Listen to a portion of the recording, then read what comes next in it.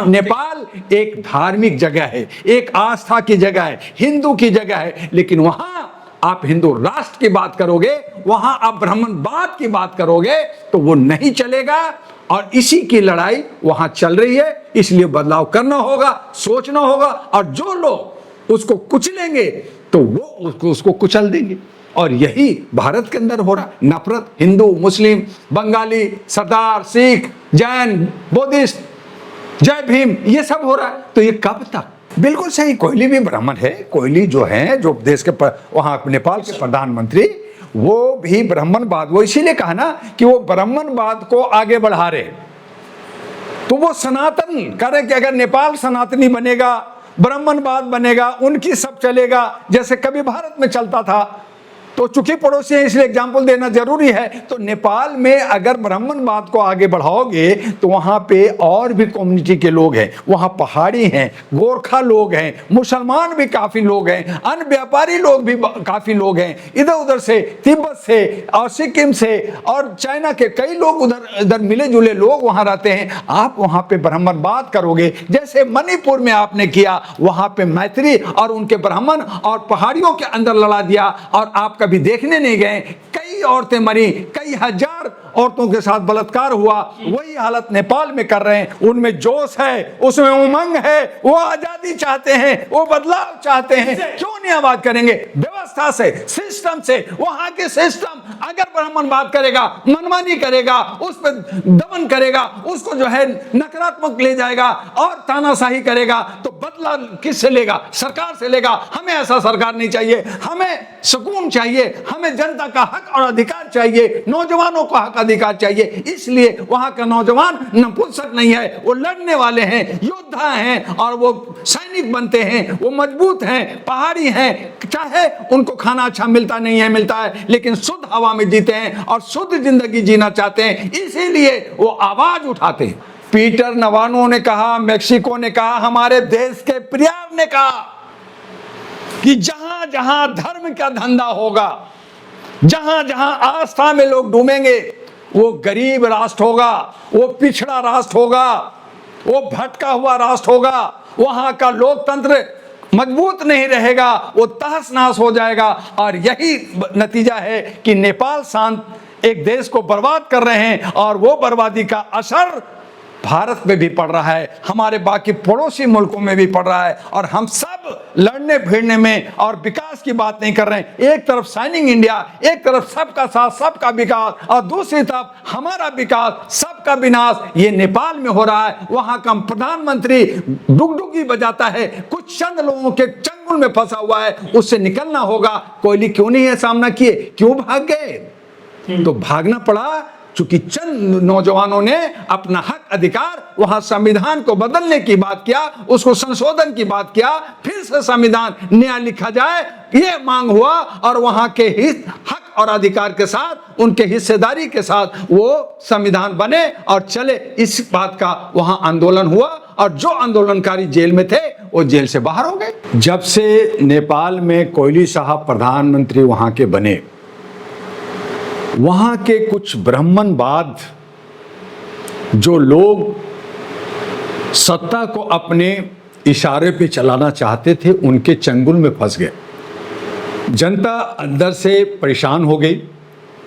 नेपाल एक ऐसा खूबसूरत शहर है, एक ऐसा देश है जहां शांति प्रिय लोग हैं।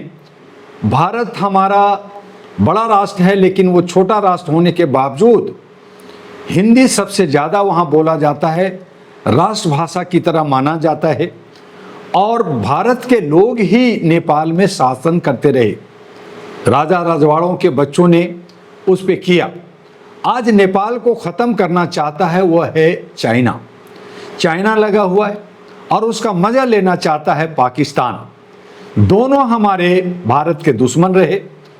हालांकि देश के प्रधानमंत्री एक कूटनीति के तहत चाइना से दोस्ती करना चाहते हैं, लेकिन हिंदी चीनी भाई भाई के कह करके हमारे पीठ पे छुरा भोगने का काम लगातार चाइना ने किया है। और उसी के इशारे पर हमेशा वहाँ पे ये जो आंदोलन होता है, अव्यवस्था वहाँ बनती है, वो नेपाल में बनती है, चूंकि नेपाली की जो कटकाठी है, थोड़ा सा बोल चाल है, वो चाइना से मिलता जुलता है और वो आसानी से उसके अंदर घुस करके व्यापार कर करके और वो जो है अराजकता फैलाते हैं।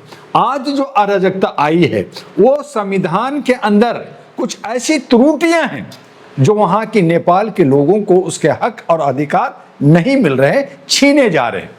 युवाओं को रोजगार नहीं मिल रहा, आप भटका रहे हैं, वहां पे ब्राह्मणवाद कर करके आप उनको जो है दिग्भ्रमित कर रहे हैं। तो जनता ने कहा ये हम बर्दाश्त नहीं करें। युवा लोग आए, जो नेता थे उनको जो है जेल में भर दिया गया, युवा को जेल में डाल दिया गया। और ये कहानी शुरू हुई थी श्रीलंका से। श्रीलंका के अंदर देश के वहां के प्रधानमंत्री को घेरा, प्रधानमंत्री को पार्लियामेंट छोड़ के भागना पड़ा, फिर सेना ने उसको संभाला। उसके बाद में बांग्लादेश में भी हुआ, वहां के प्रधानमंत्री शेख हसीना बंगाल से भाग करके भारत में रह रही है, शरण में रह रही है। पाकिस्तान में ये हुआ, वहां के प्रधानमंत्री को जेल में भेज दिया, इमरान खान को भेज दिया। आपका अफगानिस्तान में हुआ। तो ये सारे जो हमारे पड़ोसी जो सार्क मेंबर कंट्री है वो परेशान है, क्योंकि वहां की व्यवस्था जनता के हित में नहीं है, युवाओं के हित में नहीं है, किसानों के हित में नहीं है, रोजगार नहीं है, वहां के मजदूरों के हित में नहीं है। और तानाशाही करोगे, राजतंत्र, आप लोकतंत्र बना करके राजतंत्र चलाओगे तो ये तो नहीं चलेगा। लोकतंत्र के मतलब है लोग, जनता की बात, जनता की सरकार, जनता के द्वारा होनी चाहिए। हमारा लोकतंत्र बहुत बड़ा है, हमारा संविधान है और संविधान बचाओ और लोकतंत्र बचाओ की लड़ाई चल रही है। इसी को जहां तोड़ना चाहता है। आज रशिया और यूक्रेन आपस में लड़ रहे हैं, आज हमारा जो इजराइल और गाजा में अटैक कर रहे हैं, वहां फिलीपींस है, वहां पे सीरिया है, उसके बगल में जो है हमारा जो है इराक है और भी दूसरे कंट्री है। वो सब तबाह और बर्बाद परेशान हो रहे हैं और वो आपस में गुत्थम गुत्थी कर रहे हैं। और इसमें दादागिरी कौन दिखा रहा? अमेरिका दिखा रहा है, जो हिंदुस्तान भारत का दोस्त कहता है, दोस्ती किया और उसी पे छोड़ा भोके आप पे जो है 50% का टैरिफ लगा रहा है। अब मोदी जी क्या करें, कुछ समझ में नहीं आ रहा, दोस्ती करें या दुश्मनी करें। तो उन्होंने दबाव बनाने के लिए रशिया और चाइना से दोस्ती कर रहे हैं। तो नेपाल के अंदर जो ये जो सिविल वार हुआ, वहां के पार्लियामेंट को जला दिए, वहां के प्रधानमंत्री का हाउस जला दिए, वहां के फाइनेंस मिनिस्टर को सड़कों पे दौड़ा दौड़ा के नंगा करके पैर खींच करके मारा गया, कई नेताओं को मारा, महिलाएं बर्बाद हुए, कई लोग मरे। और जब ये तरफा तरफी हुआ, जो हमारे आंदोलनकारी थे उन सबको जेल से छोड़ा दिया गया, जेल को गेट कर दिया। तो ये जो अराजकता आई, क्यों आई? वो इसलिए आई कि सत्ता पक्ष जनहित में काम नहीं किया, और जो सत्ता जनहित में काम नहीं करेगा वहां जनाक्रोश होना बहुत जायज है और जनाक्रोश होगा। और यही हालत कहीं ना कहीं हम इस बात के लिए चिंतित हैं कि अगर भारत में होगा तो क्या होगा। मुसलमान कंट्री कितने हैं पूरे विश्व में? 59 कंट्री हैं, सब तबाह और बर्बाद है। क्यों है? कट्टरता की वजह से, आतंकवाद की वजह से आपस में लड़ रहे। ताकत है, पैसा है, जनसंख्या है, लेकिन कट्टरता जहां होगी वहां बर्बाद होगा। हम सब शांति प्रिय लोग, हमारे एक आदर्श भारत का रहा, हमारा पड़ोसी नेपाल हमारा ही देश है, हम पड़ोसी हैं, हमारा खान पान है, हमारा व्यापार है, आना जाना है, रहना जाना है, दोस्ती है, लड़ाई है, सब होता रहता है। चूंकि हमारा सारा सीमाएं उत्तर प्रदेश का, बिहार का ये जुड़ा हुआ है, रोज आना जाना होता है और इसको भी हम अपने ही देश मानते हैं, जिस पे संधि हुआ था कि नेपाल पे कोई अटैक नहीं करेगा। लेकिन आज दांत गड़ा रखा है चाइना, मैं नेपाल को खा जाऊंगा, मैं कब्जा कर लूंगा। तो जब नेपाल को कब्जा कर लेगा तो भारत में घुस जाएगा, जैसे गलवान घाटी में घुस गया, जैसे आपका अरुणाचल में घुस गया। आप कुछ नहीं बोल रहे हो, आपके बहुत सारी जमीन चाइना ने कब्जा कर रखा है और आप नहीं बोल रहे हो, आप डर रहे हो।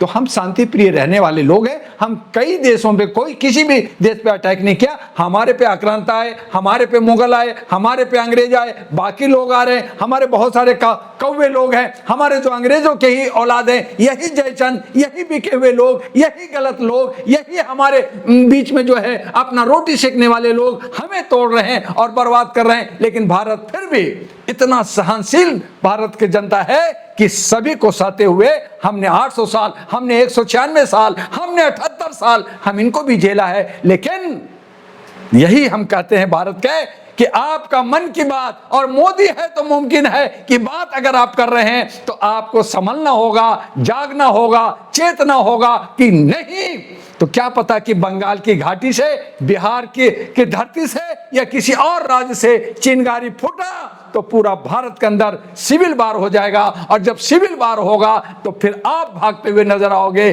क्या होगा इसे संभालने के लिए आज ये बड़ा लोकतंत्र हमारा भारत का है, विश्व के अंदर एक आईना दिखाता है। बिहार के अंदर लोकसभा विधानसभा का चुनाव है, बिहार के अंदर लोग लोकतंत्र को समझते हैं, वो जननी है लोकतंत्र का, पूरे भारत को आईना दशा दिखाते हैं। वहां क्या होगा देखना होगा। और इसी तरह से हमें भारत को भी संभालते हुए, अपने संविधान को संभालते हुए हमें अपने आप को बदलना होगा।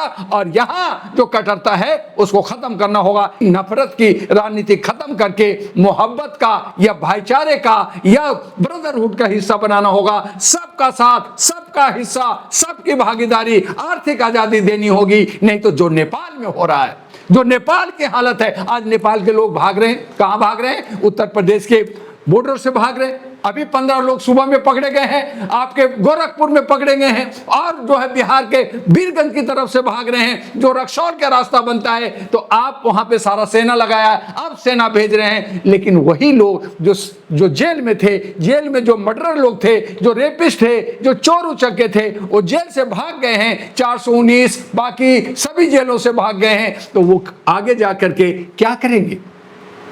समाज को बिगाड़ेंगे, आंदोलनकारियों को साथ देंगे। तो आंदोलनकारी जहां आंदोलन किया अपने हक अधिकार के लिए, जहां कहा कि ये व्यवस्था गलत है, संविधान को बदला जाए, ठीक किया जाए, और वही आंदोलनकारी दूसरे दिन सड़कों पे झाड़ू मारा, साफ सफाई किया, वहां का कोई प्रधानमंत्री भाग गए हैं, बाकी लोग भाग गए। जब जनता के हित को नहीं देखेंगे और आप कट्टरता हिंदुत्ववाद की बात करेंगे, कोई और बात की बात करेगा, तो वो जनता बर्दाश्त अब नहीं करती। सब मिलकर रहने वाले लोग हैं, सामाजिक सौहार्द बना के रहने वाले हैं।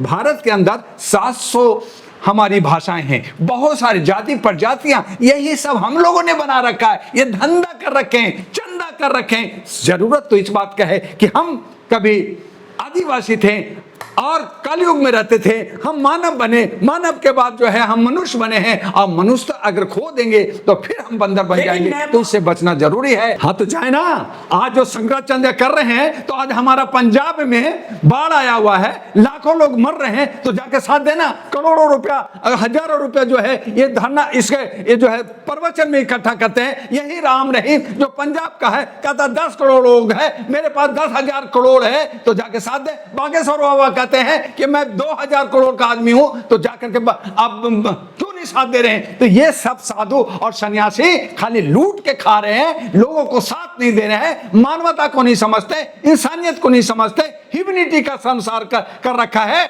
और वो अपना राज चाहते हैं कि मैं वही राज लाऊंगा जो वैदिक युग था, वही राज लाऊंगा जो सनातन युग था, मैं वही युग लाऊंगा जब औरतों के स्तन काट देते थे, वही युग लाऊंगा जो कमर में जो है हम लोटा लटकाएंगे, झाड़ू लटकाएंगे, और तेरा पहला बच्चा को गंगा में फेंक देंगे, रेप करेंगे, बलात्कार करेंगे। आप वो युग लाना चाहते हो नेपाल में? नेपाल के नौजवान मर जाएगा, लेकिन वैसी व्यवस्था नहीं चाहेगा। और उसी का अंजाम हुआ है कि आज नेपाल धक धक धक धक और धक रहा है, जल रहा है। अगर नहीं ये सुधरेंगे तो उन सबको पकड़ करके वहां के एक एक नौजवान रोड पे न सिर्फ जूता मारेगा बल्कि काट देगा। और इसीलिए मैंने कहा कि ऐ मेरे भारतवासियों, ऐ मेरे भारत के नेताओं, ऐ मेरे भारत के जनप्रतिनिधियों, तुम संभल जाओ, कहीं ये आग तुम्हें ना लपेट ले। ये भद्राचार्य जी को तो ज्यादा दिखता नहीं है, तीसरी आंख से देखते हैं। और ये सब हैं, ये बैठे हैं, जैसे समझ लिया कि मैंने जो है अयोध्या में प्राण प्रतिष्ठा करके राम ले आए, अब राम का रास्ता ले जाके जनकपुरी ले जाएंगे, नेपाल तक अपना राज्य करेंगे। तो ये संभव नहीं है। इस तरह की ढकोसला ना करें। राम राज्य का और ये राम का आंदोलन पे सरकार तो बन गई, लेकिन अब उस पे नहीं चलने वाला। अब जनता समझ गई है, जागरूक हो गई है। अब उनको रोजगार चाहिए, अब उनको शिक्षा चाहिए, अब उनको सुरक्षा चाहिए। किस तरह से हमारा देश उन्नत होगा, किस तरह से हमारा पड़ोसी देश हमारे से भाईचारा मैत्री रखेगा, नेपाल में शांति रहेगा, ये सब डॉक्टर दुआ के पास प्रोजेक्ट है, नया विकल्प है, जरूरत है उसको इंप्लीमेंट करने का। और वक्त आएगा, वक्त आ रहा है, सब कुछ बदलता हुआ आपको देखना होगा और बदलेगा, जरूर बदले। ब्राह्मण को बर्दाश्त क्यों नहीं कर पा रहे लोग? अब देखिए उसका जर्नलिस्ट महोदय, मैंने पहले भी कहा कि जो भारत के हैं, जो भारत की जमीन, भारत की मिट्टी में पैदा लिए हैं, वो भारत से खूब प्यार करते हैं। लेकिन जो बाहरी आए हैं, जो यूरेशियन लोग, जो वहां लड़ाई हुआ रशिया की तरफ और वहां से भाग करके नेपाल में घुसे, वो मणिपुर की तरफ आए, मणिपुर से होते होते और अपना दुकान मंदिर बनाए, वो दुकान खोला कि धंधा करूंगा। पढ़े लिखे नहीं है, लेकिन सबसे ज्यादा धंधा, अरे मेरे भगवान है, मेरी आस्था, मैं भगवान मानता हूं, लेकिन मैं जो पैसा चढ़ाता हूं, मैंने जो फ्रूट चढ़ाता हूं, मैंने जो प्रसाद चढ़ाता हूं, वो तो बांटा जाता है। जो मैं पैसा चढ़ाता हूं वो कौन खाता है? भगवान जी खाते क्या? वो सारे पंडित जी खा जाते। तो वो धंधा कर रहे।